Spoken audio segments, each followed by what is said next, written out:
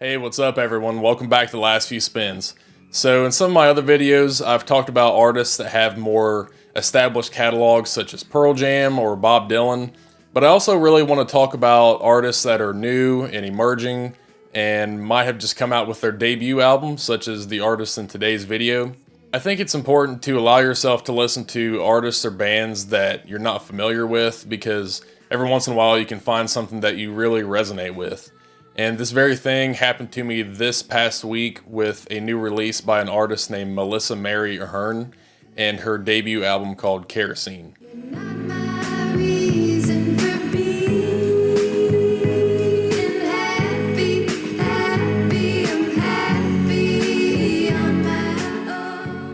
So as I was browsing through Apple Music's new releases this week, not a lot was catching my attention, which isn't surprising. You know, this time of year there's not a lot of releases going on. But then I stumbled across this one, and there was just something about like the wonder in her facial expression that really drew me in, and I decided to check it out, and pretty much from the very first note it kept me hooked the whole time.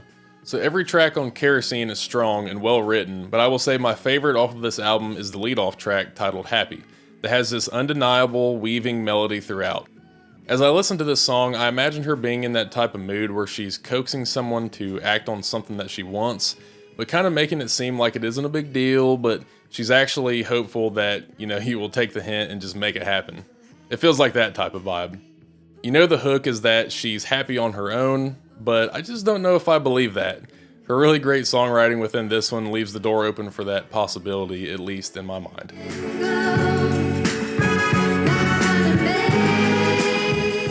The second song on the album is another pleasant sounding salt shaker of a track called The Truth.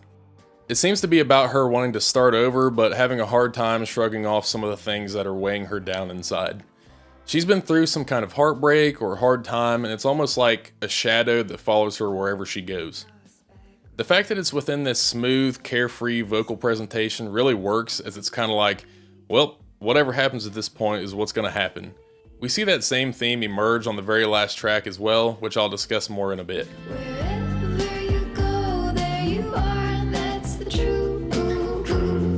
In One Way Life, we see the tempo pick up a bit with this one, and even the lyrics are a bit more optimistic about what she sees coming up in her future. All the while acknowledging that we have one shot at this life, and it's almost like the lights are turning green for her to know which direction to go in.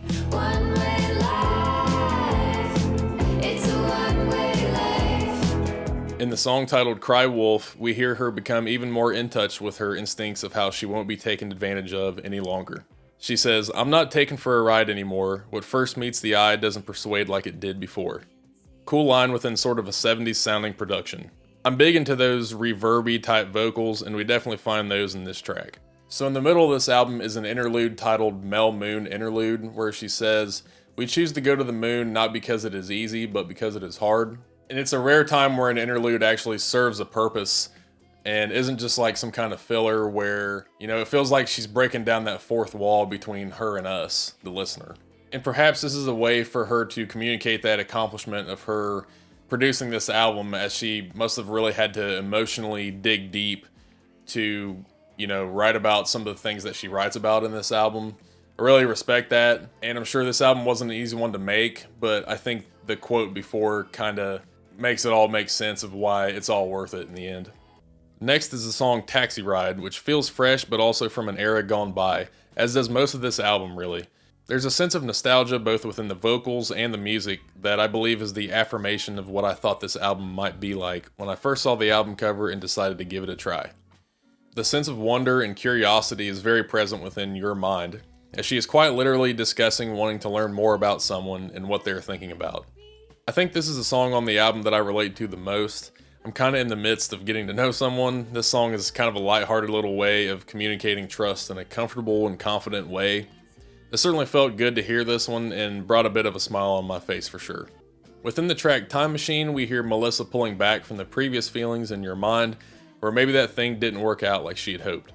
Not sure if these tracks are meant to be viewed chronologically like this, but as I listen to this album, it's just kind of how I approach that. This track is a bit slower in tempo, and it allows us to soak in what she's saying, but also the music feels somewhat stretched where we can almost hear the notes within the notes, which is another thing I'd love to comment on. I'm a big reverb guy, as I mentioned before, and sometimes with the usage of it, it's easy to make things sound muddy, but no part of this album ever really sounds that way. You can typically make out every instrument with clarity.